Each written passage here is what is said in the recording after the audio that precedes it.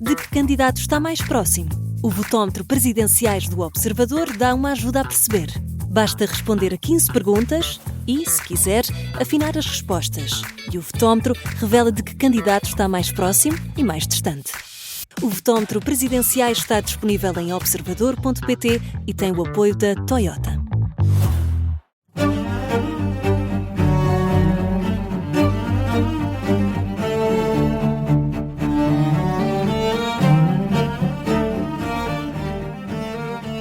E esse artigo que eu escrevi era uma reflexão sobre o facto de tecnologicamente hoje ser possível nós, enquanto consumidores, falarmos com o nosso telemóvel por voz, portanto com auxílio de um modelo de linguagem, e dizermos: preciso comprar um carro. Este é o querido líder da Rádio Observadora. Sou o Ricardo Conceição e comigo estão os especialistas em liderança Milton Sousa e Jorge Medeiros. O nosso convidado é Miguel Vassalo, que lidera desde 2008 as operações da Autorola em Portugal, uma multinacional que está presente em 19 países. É uma empresa com grande impacto no comércio automóvel, nos leilões de usados, tornou-se numa referência. Miguel Vassalo tem dedicado os últimos anos também a explorar o impacto do Big Data e da inteligência artificial na gestão de stocks e na tomada de decisão. Começou a carreira em 98 como gestor de produto nas marcas Saab e Suzuki, assumiu depois a liderança das áreas comercial e de marketing da Saab Portugal. É licenciado em Engenharia Mecânica pelo Instituto Superior Técnico, possui um Executive MBA pelo ISCTE Business School, completou também programas avançados na Kellogg School of Management em Chicago e na Católica Lisbon School of Business and Economics, na área da gestão, digital, ciências de dados e inteligência artificial. Nasceu em Angola, tem raízes no Ribatejo, vive em Lisboa há mais de 30 anos, é casado, pai de uma filha, e é nos momentos passados com a família que encontra o equilíbrio. Gosta de podcasts, de ler e de estar junto ao rio, ao mar. Bem-vindo, Miguel Vassalo, ao querido líder. Obrigado por ter aceitado o nosso convite. A Autorola tem 3 vertentes, tem 3 grandes áreas. Que áreas são essas? Vamos lá perceber melhor o que faz a Autorola. Bom, a Autorola tem 3 áreas de negócio. Uma delas é os leilões online de carros usados. Portanto, nós trabalhamos o mercado B2B, ajudamos os grandes fabricantes, as gestoras de frota, os grandes grupos de retalho, os bancos, a escoar a enorme quantidade de veículos usados, enfim, resultado da sua operação, e a escoá-los para o mercado profissional.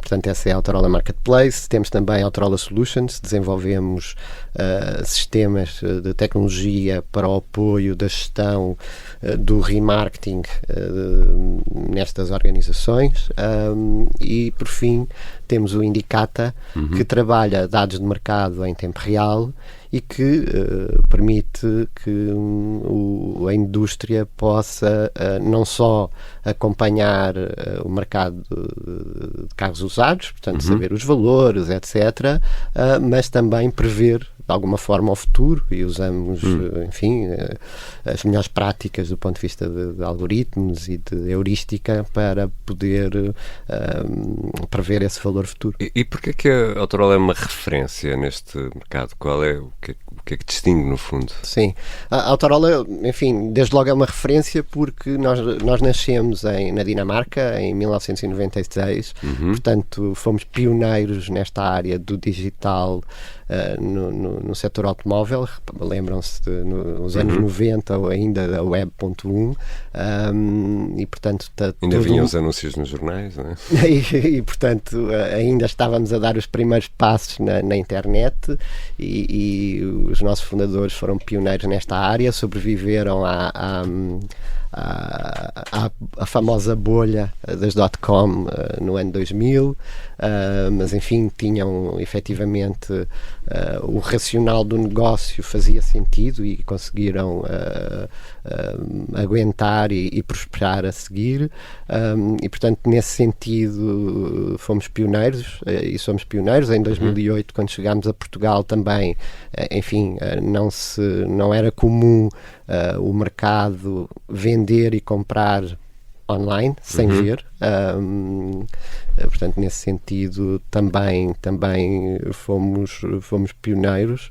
E por outro lado, na área dos dados, enfim, estamos a explorar algo que estamos a dar os primeiros passos em todo o mundo, que é tirar partido destes dados em tempo real para termos melhores dados para tomar melhores decisões. E como é que se vence a resistência que eu diria natural de ter a máquina como um parceiro fundamental para o trabalho, quando temos um setor que tem também muito baseado na experiência dos profissionais, na avaliação dos automóveis, enfim, no negócio, na compra e venda. O vendedor de automóvel nós temos uma ideia do que é um vendedor de automóvel. Como é que se vence esta resistência e dizer não, é preciso trabalhar aqui com a máquina ao lado? Enfim, por um lado, muito trabalho de explicar o que é que fazemos e quais são as mais-valias de utilizar as nossas ferramentas, por um lado, e por outro, a persistência, porque, obviamente, o setor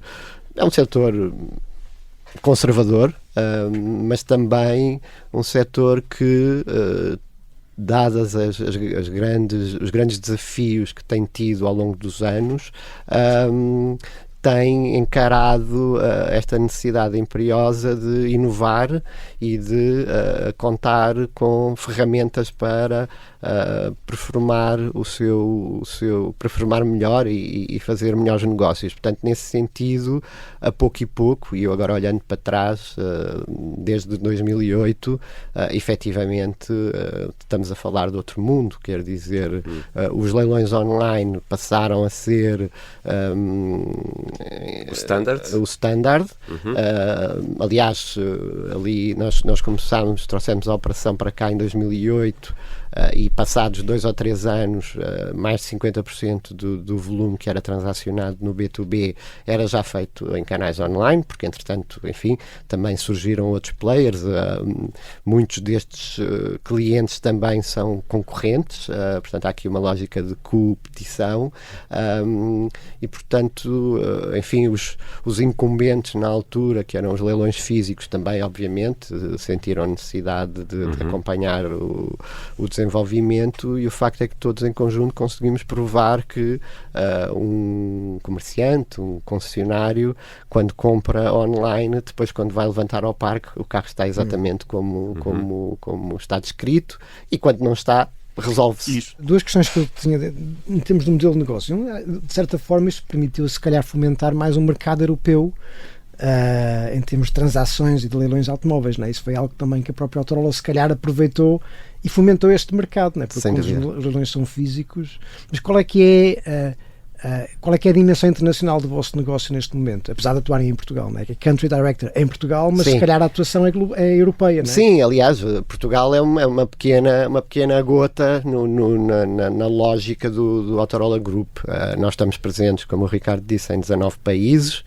Na realidade, 19 países com presença física, com escritórios e com equipas, mas o facto de trabalharmos online permite-nos chegar mais longe, e, portanto, na realidade, nós operamos em 24 países. Rede, exatamente. Estamos presentes nos 5 continentes, temos operações, enfim, obviamente na Europa, temos no Brasil, temos no México, temos na Austrália, temos nos Emirados Árabes Unidos, temos na Turquia, portanto é um negócio verdadeiramente global. Eu ia só colocar uma questão, Jorge, se me permite, que era uma coisa que quando eu ouço o vosso conceito de negócio, penso também numa lógica de sustentabilidade, porque conseguimos criar mais liquidez no mercado automóvel para podermos comprar e recomprar automóveis. Se calhar não temos que abater tantos carros tão rapidamente, não é? Isso é algo que é central na vossa estratégia enquanto empresa? Sim, eu diria que sim. De alguma forma, até na gênese do negócio, nos anos 90, esta preocupação ambiental, porque nós conseguimos operar o nosso modelo de negócio permite reduzir significativamente a movimentação das viaturas de parques, por exemplo, para o Parque da Leiloeira Física, etc. Portanto, toda a descrição da viatura é feita nos parques dos clientes, enfim, em 90% dos casos, o que significa que ele só sai do parque quando está vendido e, portanto, já vai direto para... Mas continua a ser B2B, Miguel? Continua a ser B2B, sim. Deixa-me só, Jorge, interromper só para os nossos ouvintes que não estão tão familiarizados com este tipo de sigla, B2B, Business to Business, ou seja, entre empresa a empresa. Jorge. Obrigado, é importante, sim. Ou seja, uma parte da proposta de valor, imagino eu, não só porque vocês têm a escala e para quem tiver um parque automóvel que precisa de ser renovado, vocês são uma paragem, ou seja, resolvem o problema todo, certo? Com rapidez e eficiência. Com rapidez e eficiência, logo, sim, e portanto sim. eu não preciso de estar aqui pulverizado a tentar com as várias locadoras, etc. Vocês resolvem esse problema, mas depois na segunda parte vocês escoam os carros para outro negócio. Sim. E esse negócio é que entra nos leilões para vos comprar o parque automóvel. Justamente, é isso, né? Pronto, só para quem nos ouve estar a perceber. Ou seja, mesmo do ponto de vista de entrada, mesmo que haja outros concorrentes vossos, do ponto de vista de escala, vocês têm aqui uma presença fortíssima. Sim, né? e na realidade esta escala... Por exemplo, no caso do mercado português, é um mercado muito especial porque somos um mercado fechado, no sentido em que ainda que sejamos um país importador, é-nos difícil exportar, ou seja, o nosso imposto automóvel é de tal forma alto que faz com que os nossos carros não sejam competitivos lá fora. Okay? Mas imaginem, no centro da Europa, onde essas barreiras não acontecem, há alguma uniformização, faz com que todos os dias estejam, imaginem, concessionários franceses a comprar as gestoras de frota alemãs e vice-versa. Portanto, é uma lógica de rede e efetivamente eu gostava também de voltar um bocadinho atrás até para responder à questão inicial do Ricardo. O que nos faz também diferentes é o facto de nós trabalharmos estas 3 unidades de negócio e até ao momento não há nenhuma empresa que efetivamente abarque estas 3 unidades de negócio e, como vocês podem intuir, elas são complementares. E há aqui um sweet spot, porque imaginem, um fabricante necessita colocar uma quantidade enorme de carros no mercado, vai necessitar de saber, para tomar decisões, por exemplo, de preço, de saber qual é o valor que deve pedir pelo carro, e portanto usa o Indicata. Ou seja, o valor que deve pedir pelo carro, se estou a presumir bem, tem de saber qual é o valor final, porque depois a renda que irá ser cobrada à empresa tem obviamente a ver com a diferença entre o valor inicial e o valor final. Ou seja, vocês também informam sobre o valor final. É a montante também, okay. Ou seja, quando esses carros ainda estão na frota, nós com o Indicata conseguimos prever o valor futuro e, portanto, dar-lhes dados que lhes permitem tomar melhores decisões, no sentido em que qual é a altura melhor para vender o carro, se este carro neste momento se está a vender bem ou mal e se eu devo aproveitar ou atrasar a venda desse carro, não é? Mas depois, no momento da venda, pronto, eles vão precisar de quanto é que vale este carro agora? Quanto é que é suposto eu pedir? Portanto, nesse sentido, ajudamos com o Indicata. Depois ajudamos naturalmente com a Autorola Solutions, porque desenvolvemos sistemas tecnológicos que permitem fazer esta gestão do processo de uma forma muito eficiente, sem perder nenhum carro de vista, e depois no final, obviamente, temos o canal, temos o marketplace, que lhes permite colocar todas essas viaturas à vista de mais de 60 mil potenciais compradores. Mas vocês, enquanto leiloeira, vocês ficam com a vossa comissão, não é? Ou seja, uma parte da vossa proposta de valor também está na ferramenta que permite ao decisor perceber quão fiável é a vossa previsão de preço, etc. Naturalmente. Daí entra a inteligência artificial de que falou há pouco, é isso? Também. Okay. Portanto, obviamente estamos todos os dias a ser colocados à prova e nesse sentido, quando falamos dos dados de mercado, naturalmente depois há um valor de transação, não é? Que eles vão comparar com a nossa previsão, claro. E vão tomar e que também nos serve muito a nós para um ciclo de aperfeiçoamento dos algoritmos E como é que isso se faz, Miguel? Como é que se pensa isto devíamos ter uma solução Y ou X, e como é que se constrói esse tipo de solução? Por exemplo, o algoritmo, como é que isso se faz? Como é que se pensa? Ajude-nos lá a perceber. Sim. Bom, na Gênese tudo isto nasceu com uma dor que nós detectámos no mercado e que também era uma dor nossa, que é, uma vez que no marketplace transacionamos milhares de carros por mês, era fundamental e faz parte do nosso processo ter sempre métricas do ponto de vista de qual será o valor expectável e se estamos a performar bem ou mal e onde é que podemos melhorar. Bom, portanto, a forma de fazer, e onde nós fomos inovadores comparativamente com outras abordagens e até abordagens mais antigas, é que tirámos partido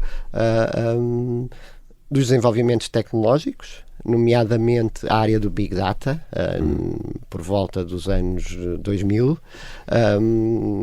2010, que nos permitiu pensar que podia ser viável ter dados de mercado em tempo real, monitorizando todos os sites de retalho que existem no mundo, digamos assim, ou em cada país onde nós estamos presentes. E, portanto, só para terem a ideia, em Portugal nós lemos cerca de 70 mil carros diariamente, que é o que está... 70 mil, que é o que está anunciado não só nos sites dos grandes retalhistas, que está anunciado nos sites dos usados dos fabricantes e que estão anunciados nos grandes portais. Sim. E, portanto, é uma grande quantidade que no passado não era fácil de tratar, claro. E não havia uma infraestrutura que pudesse aguentar com esta pressão, tendo em conta a quantidade de data points, e, portanto...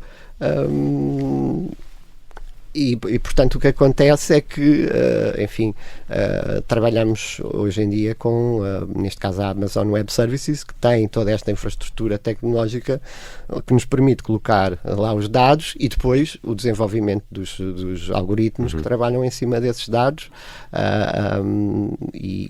Mas é proprietário? Ou seja, é proprietário. O algoritmo é vosso? É nosso. Miguel, eu tinha aqui uma pergunta, não tem tanto a ver com a Autorola, porque isto imagino que seja transversal, mas estamos a viver, particularmente na indústria automóvel, um tempo muito volátil, não é? Com várias marcas a terem-se comprometido a transição total para veículos elétricos em 2030 e a voltar atrás. Estamos a falar, por exemplo, de uma Porsche, estamos a falar de uma Jaguar, etc. A minha pergunta é esta, não tem a ver com o seu negócio especificamente, mas os carros elétricos têm uma velocidade de obsolescência vertiginosa e, portanto, como é que vocês gerem nos clientes uma previsão que, imagino eu, muito provavelmente vai sair mais errada do que no passado, não é? Bom, nós não temos obviamente uma bola de cristal e os nossos clientes percebem que isso não existe. Bom, no entanto, quando falamos em forecasting, nós temos duas componentes. Uma efetivamente algorítmica, que trabalha com dados do passado e que aponta valores futuros. Okay? Por outro lado, temos a heurística, no sentido em que trabalhamos com os fatores STIP, os sociais, económicos, tecnológicos, e que, obviamente, é a componente humana que vai, de alguma forma, afinar esse resultado e que faz essa calibração. Depois, naturalmente, temos um processo também muito rigoroso de constantemente estar a medir se nós acertamos no momento certo, se acertamos, e se não acertamos, qual foi a margem de erro e como é que podemos calibrar para o próximo ciclo e portanto é um processo contínuo e iterativo, não há outra forma. Quando nós explicamos, e temos uma metodologia bastante séria, quando nós explicamos isto aos nossos clientes, pronto, faz-lhes sentido e eles têm confiança na nossa previsão, sabendo que, enfim, é o melhor que se pode fazer com a tecnologia atual, com os dados que nós temos hoje. Do ponto de vista de comparação, imagino que vocês só através de Business Intelligence conseguem saber quão fiáveis são os algoritmos da vossa concorrência. Ou seja, para terem uma ideia de desempenho comparativo. Sim. Bom, isso são os nossos clientes que todos os dias nos alertam para o quão certeiros somos ou onde é que falhamos e portanto, temos um trabalho muito de parceria com todos os nossos clientes, não só a nível local como a nível internacional, e que nos permite ir aferindo esse sentimento e fazer alterações quando é necessário. Tem aqui uma questão, a natureza do vosso negócio é data-driven, né? Portanto, é business intelligence puro e duro, e portanto apoiar líderes no processo de tomada de decisão com base em dados, com base em algoritmos, com base em Big Data. Até que ponto é que essa forma de estar no mercado depois também é traduzida internamente na forma como lidam com as decisões internas, com as pessoas, com a estratégia? Continuam a ser também data-driven? E como é que o fazem? Como é que recolhem esses dados? Sim. Bom, nós temos este privilégio com estas 3 áreas de negócio reparem, nós em conceito, e eu não digo que isto já seja uma realidade hoje, mas será com certeza a breve trecho, nós conseguimos, uma vez que monitorizamos o mercado, dando o exemplo português, 70 mil carros todos os dias. Vejam a quantidade de informação que isto representa. Tendo, enfim, os carros dos nossos clientes, fazendo essas avaliações, colocando-os no Autorola Marketplace, nós temos a possibilidade não só de saber o valor expectável e de mercado daquele carro especificamente, como saber quem no mercado português tem ou teve recentemente esse carro em stock, se demorou muito tempo ou pouco a vender e se será interessante voltar a comprar um carro igual para, enfim, voltar a vender e ter uma boa rentabilidade. Nós conseguimos saber se aquele carro se está a vender bem, se está a vender mal. Mas fazem isso, por exemplo, no processo de gestão de recursos humanos. É uma coisa que podiam também fazer, usar dados daquilo que são as vossas equipas internas, os vossos recursos, para fazer esse tipo de decisões também. Não sei se têm esse tipo de práticas naquilo que é a vossa estrutura interna. Sim, nós somos bastante, enquanto organização... Miguel, quantos são em Portugal? Nós somos 18 em Portugal, no grupo somos mais de 850, portanto nestes 19 países. Nós somos bastante data-driven, obviamente que temos sempre espaço para melhorar, mas de facto temos esse privilégio o online permite-nos ter muitos dados, acesso a muitos dados. Mas, Miguel, mas aqui do ponto de vista de pessoas, e pergunto, não sei se o grupo faz isto, um algoritmo também, a calibração do algoritmo, a minha pergunta é se também é informado pelas realidades locais, ou se é... Sim. Então, sendo também calibrado pelas realidades locais, as pessoas, não só o Miguel, mas também as pessoas com quem o Miguel trabalha, são um ponto importante para a eficácia e a precisão do algoritmo. Ou seja, as pessoas também estão a ser capacitadas para não olhar só cegamente para o que o algoritmo que varre tudo o que está online, mas também têm de ter uma camada de consciência e de decisão sobre aquilo que estão a ver, para ver este é um outlier, ou este foi buscar um site, mas este site não me diz se o carro estou a inventar, se teve sinistros ou se não teve sinistros, qual é a fiabilidade, porque os sites não vão ter todas as mesmas fiabilidades, não é? Portanto, isto é uma componente humana também muito grande, ou não? Não, tem.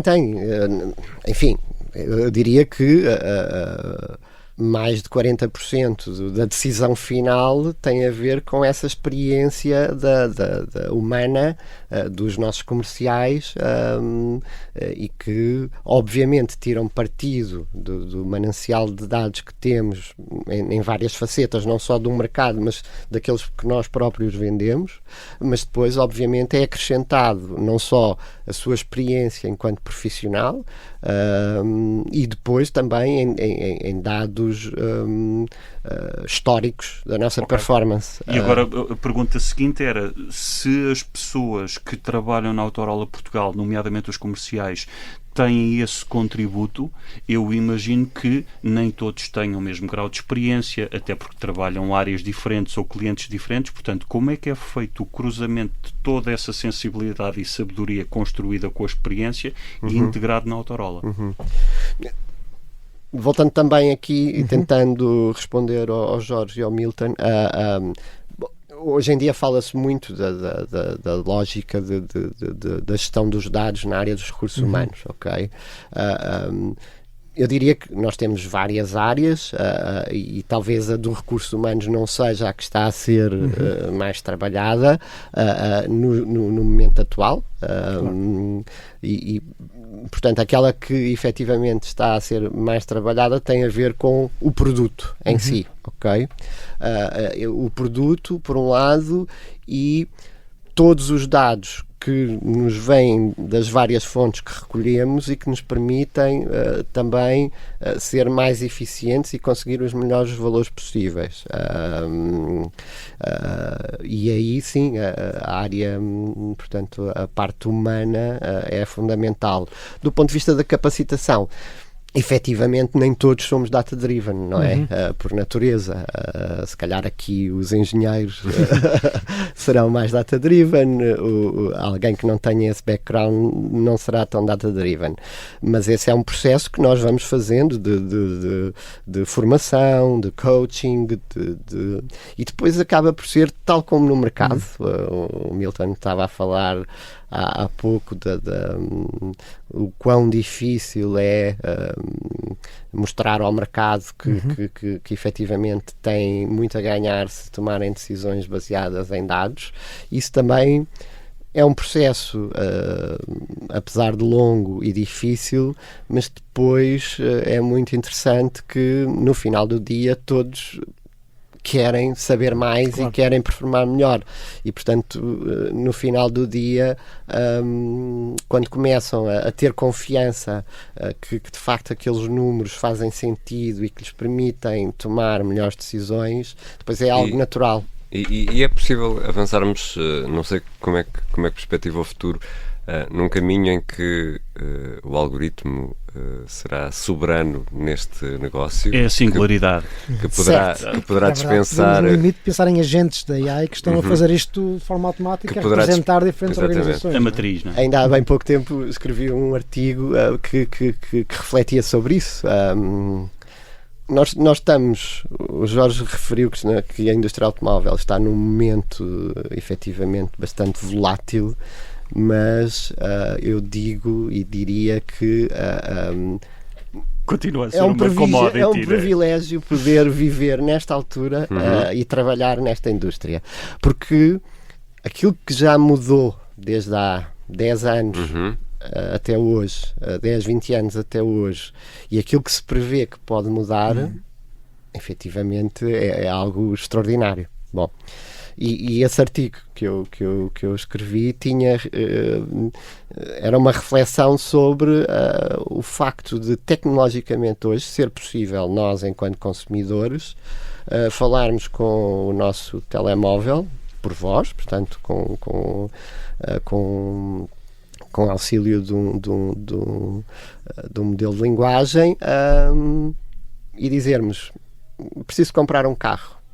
ok? E depois ter toda essa rede de agentes que desde logo faz um trabalho vai investigar onde é que estão as melhores ocasiões, exato, onde é que estão os carros, quais são, vai-nos perguntar que tipo de utilização é que dás ao carro, vai-nos perguntar que dinheiro é que queremos e temos disponibilidade para gastar, e portanto esses agentes digitais vão fazer esse trabalho que é enfim, não sei se compraram um carro há pouco tempo, mas apesar de tudo, hoje em dia comprar um carro é um trabalho penoso de escolha, porque há muita oferta, há muitos preços.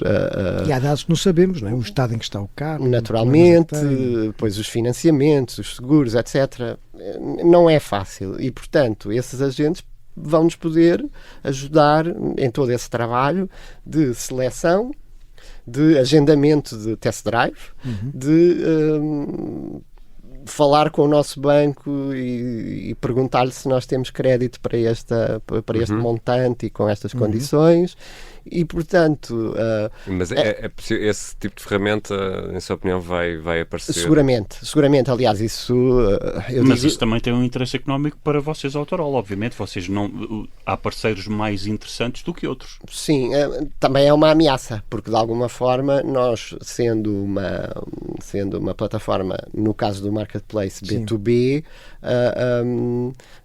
nós estamos, nós estamos no meio de algo que pode ser curto-circuitado. Okay? Mas como é uma ameaça, também surgem outras oportunidades. Mais uma razão para vocês terem parceiros privilegiados para tentar impedir. A riqueza dos vossos dados e a curadoria dos vossos dados não tem nada a ver com a informação que está disponibilizada no ChatGPT. Né? Portanto, eu acredito que em breve, e porque é que eu digo isto? Digo que, e se vocês investigarem um pouco mais hoje em dia na indústria do turismo, esses agentes já estão a trabalhar para escolher, programar as viagens, para comprar, etc, claro. etc. Portanto, é tudo uma questão de tempo até chegar. É certo que há aqui a dificuldade de comprar um carro, é uma coisa bastante mais... é um investimento bastante maior do que comprar uma viagem, também depende da viagem. Mas não tenho dúvidas que vamos lá chegar. E como é que o Miguel entrou nesta área? Porque é que esta área o fascina? É uma razão profissional, percebemos, mas... eu acho que tem a ver com o percurso, que foi, desde muito pequeno, gostar de automóveis, gostar de tecnologia, e depois ter a possibilidade, a sorte que tive em 2007, 2008, de surgir este desafio que efetivamente era a interseção destas duas áreas. E, portanto, acho que foi algo natural e que teve sempre a ver com os meus interesses pessoais. Paixão sim. com a carreira, não é? Sim. Miguel, diz-se muitas vezes que nós não devemos conhecer os nossos heróis, não é? Porque o encanto desaparece, como os truques de magia. A pergunta é se a sua paixão esmoreceu depois de estar tão por dentro do negócio dos automóveis, ou se continua com a mesma paixão pelos carros? Não, de todo. Bom, quando eu era mais novo, o carro em si era a paixão, hoje em dia diria que não é o carro em si, é o negócio. É um negócio. Ok? Mas não, nada esmoreceu, pelo contrário, eu tenho um entusiasmo tremendo em trabalhar nesta área, e efetivamente estou grato por todos os dias, com grandes desafios, ter a possibilidade de trabalhar nesta interseção. Eu tinha aqui outra pergunta também, Miguel, porque até pela sua formação vimos, não é, que tem um percurso e que continuou a investir na sua formação, e pegando outra vez no Data Driven, qual é a necessidade que vê de continuar a sua formação, não só a sua, mas também a formação das suas pessoas, para que possam agregar ainda mais valor a um negócio que, caso contrário, seria uma commodity robotizada, não é? Sim. Eu acho que tem a ver também muito com a minha característica pessoal de ser um tipo muito, muito curioso. E ser curioso em várias áreas. Portanto, como é óbvio, há áreas que eu procuro saber mais, nomeadamente aquelas que têm a ver com o meu desempenho profissional. Gosto muito, enfim, de tecnologia, e portanto, nesse sentido, procuramos trazer também para a formação das equipas, porque efetivamente os desafios são tremendos, e a disrupção pode estar a um passo e temos que estar muito atentos.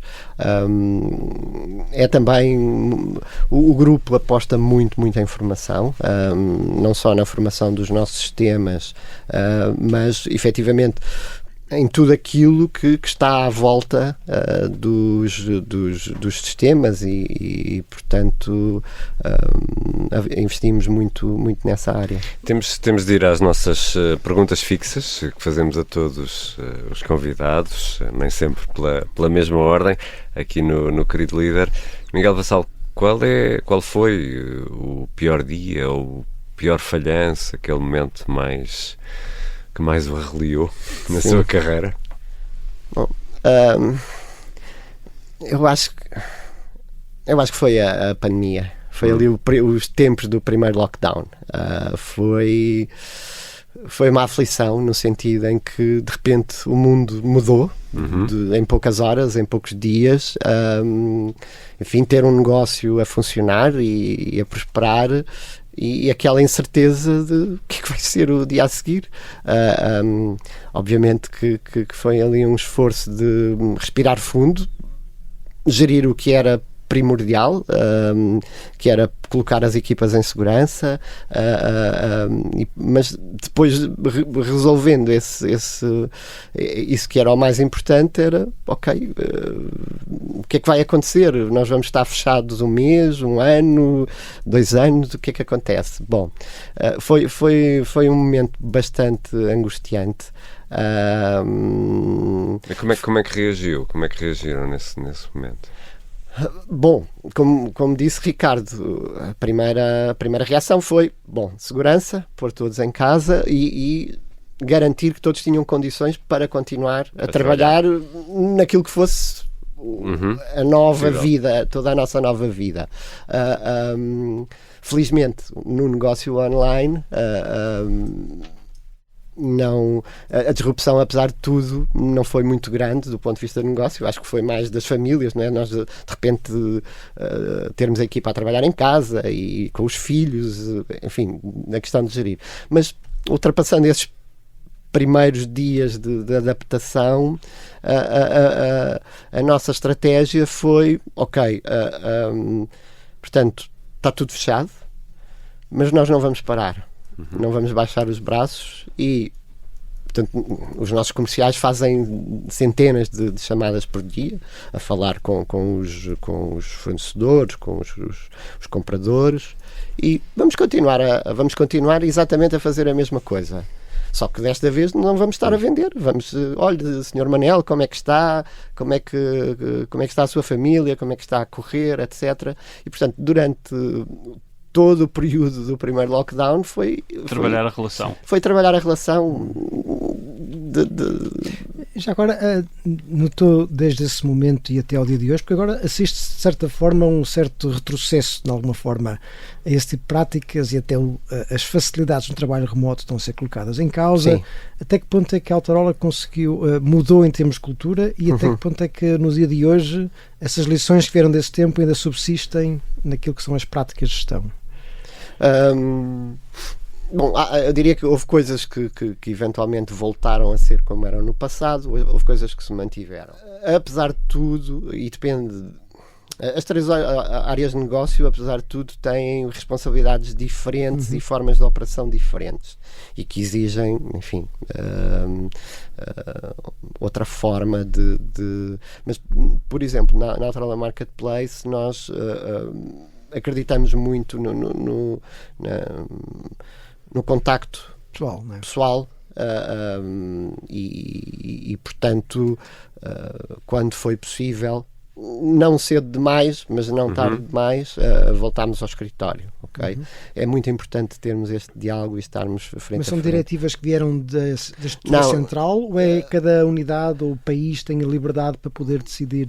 Nós, ainda que façamos parte de um grande grupo, temos, apesar de tudo, bastante liberdade de ação nessas matérias e, portanto, talvez, enfim, seja a minha visão e que foi de alguma forma discutida com a equipa, porque também nem todos, como sabem, são apologistas de trabalhar em casa. Bom, e portanto, nesse sentido, passado algum tempo, passado um ano, voltámos ao escritório, mas hoje em dia, enquanto no passado era talvez mais difícil as pessoas, quando se tinham que ausentar por qualquer razão, hoje em dia é bastante fácil e portanto, tem uma consulta às 10 da manhã ao pé de casa, porque é que vai para o escritório? Não faz sentido. Nesse dia trabalha a partir de casa, e como na altura montámos esse setup que lhes permite trabalhar a partir de casa com conforto, hoje em dia esse ficou. E qual é o melhor momento? Ou os melhores momentos? Os melhores momentos, bom, eu diria que criar a Autorola do zero, ou seja, talvez não possa definir como aquele momento, mas agora retrospectivamente a viagem e os primeiros meses,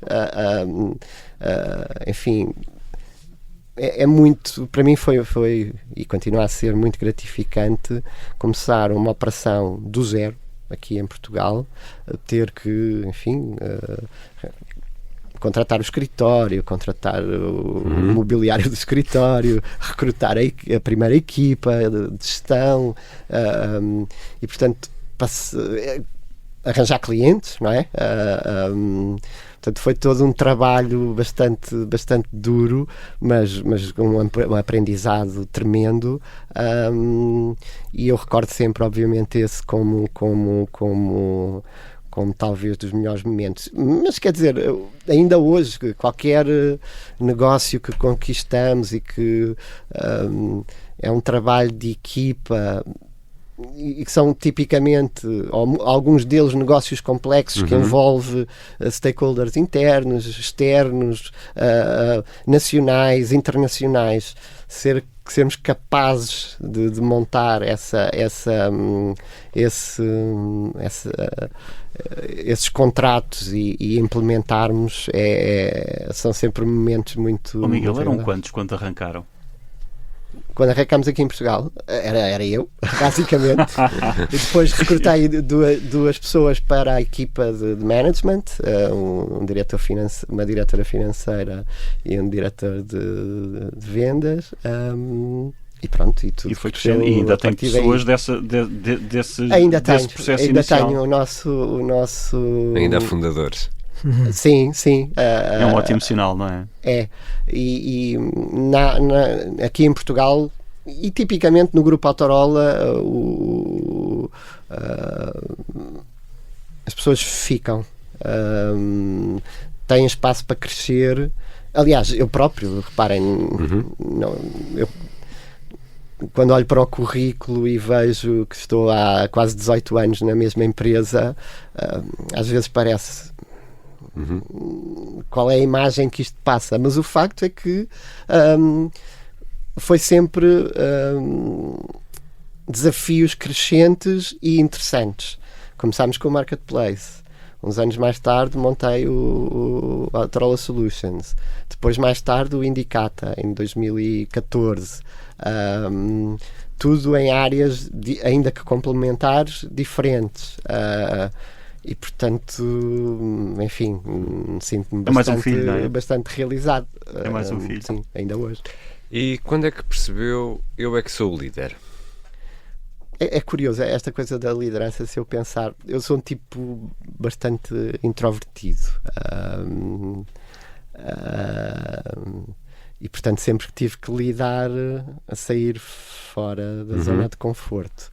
Mas, curiosamente, desde muito novo, eu acho, não sei se pode dizer, e estão aqui os experts em liderança. Não há. Já desmistificámos isso há muito tempo. Eles semanalmente tentam recusar essa ideia. Esse rótulo.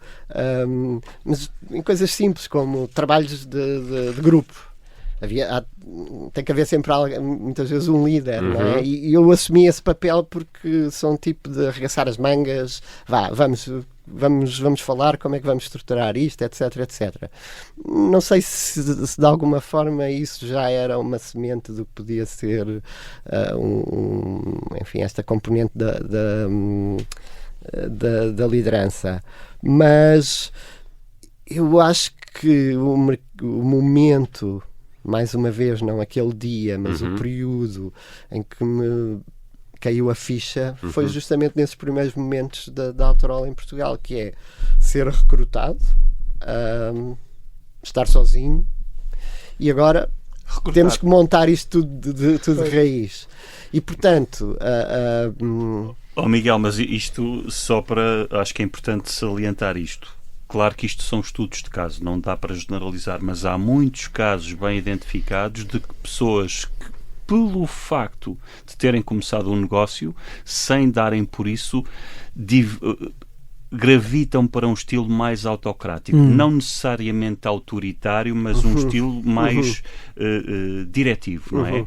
E pelo que está a dizer, apesar de ter, se eu estou a interpretar bem, apesar de ter construído do zero, de todas as pessoas que recrutou terem passado, obviamente, pelo seu processo de decisão, continua a manter este espírito de consultar as pessoas e pôr as pessoas a trabalhar em grupo. Naturalmente. Aliás, hoje em dia, acho que nunca tanto tenho a realidade dá-me esta humildade de pensar, por um lado, que as nossas decisões têm impacto nas pessoas. E, portanto, isto, para mim, é encarado com este sentido de humildade em que, de facto, temos que ter cuidado, muito cuidado com as decisões que tomamos. E, sim, ao longo deste tempo, aprendi, e talvez esteja na minha natureza, que... reparem, a Autorola começou do zero, mas a Autorola que é hoje não é resultado de mim, é de toda a equipa, todas as pessoas que já passaram e que já saíram, as que ainda lá estão, tudo isto é um trabalho de equipa, e sim, eu tento e faço ouvir as pessoas, tentar tomar as decisões de forma o mais colegial possível.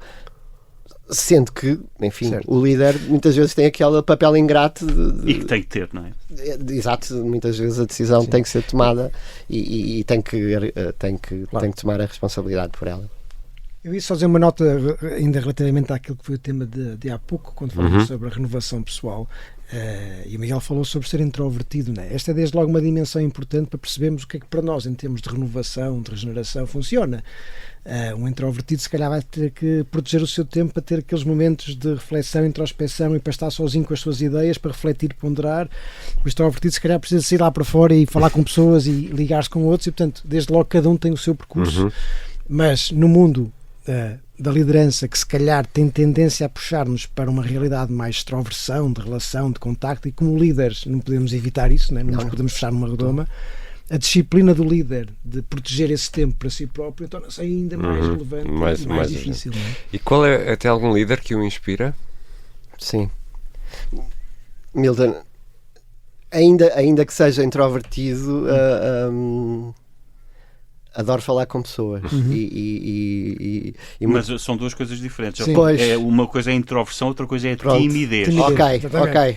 E isto é um tema que é muitas vezes confundido. É muito confundido, certo. Muitas vezes. Introvertido, de uma forma geral, nós vamos buscar uma parte da nossa energia também em momentos de alguma solidão.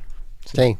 O tímido é a pessoa que tem dificuldade na relação social, em estar na presença dos outros, etc. Mas assim, grosso modo. E também tem a ver com competências. Há pessoas extrovertidas que são muito más a relacionar-se com outras pessoas. E há pessoas extrovertidas que deveriam ter obrigatoriamente momentos de solidão para refletir. Mas pronto, isso é outro tema. Boa. Líderes inspiradores. Eu diria que sim, e não são aqueles clássicos, enfim, da gestão internacional, etc. São pessoas da minha relação. Eu acho que há aqui duas pessoas que são incontornáveis. Desde logo, alguém que foi fundamental e que eu aprendi imenso, lá está, nestes primeiros tempos da liderança, ainda na Saab e na Suzuki, que foi o engenheiro João Almeida. Ele era diretor de vendas e marketing e depois passou a administrador, e que teve um papel tremendo na forma como eu aprendi a gerir um negócio, a gerir pessoas, principalmente a gerir pessoas. Ele tem uma excelentes capacidades do ponto de vista de gestão, mas também excelentes capacidades do ponto de vista humanos e da gestão das pessoas. Consegue particularizar algumas, Miguel? Uma ou outra, só para quem nos ouve conseguir visualizar melhor? Sim. Se eu pudesse resumir, até diria muito que tem muito a ver com a sensatez e a calma com que ele aborda os problemas e os resolve, e como comunica com a sua equipa. Foi algo que sempre trouxe muito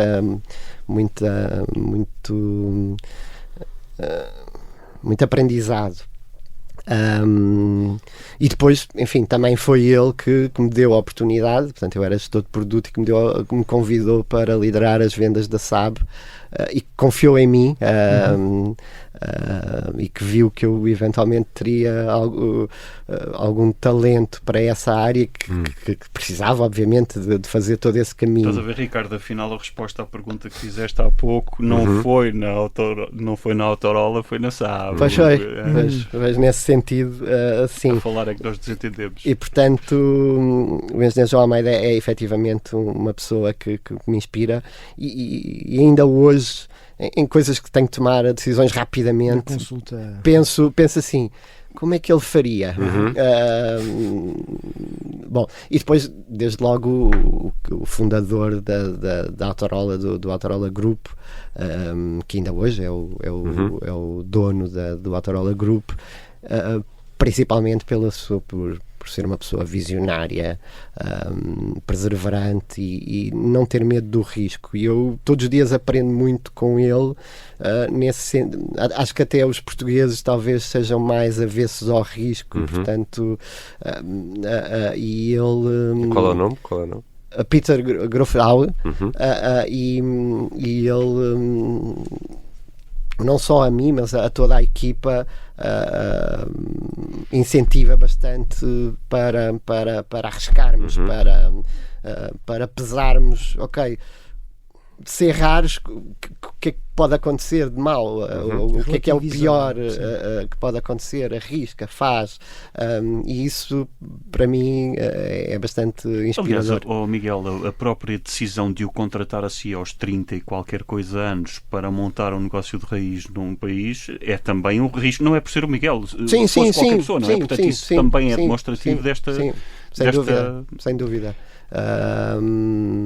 E o Grupo Autorola expandiu muito rapidamente. Portanto, nós começamos, foi fundado em 96,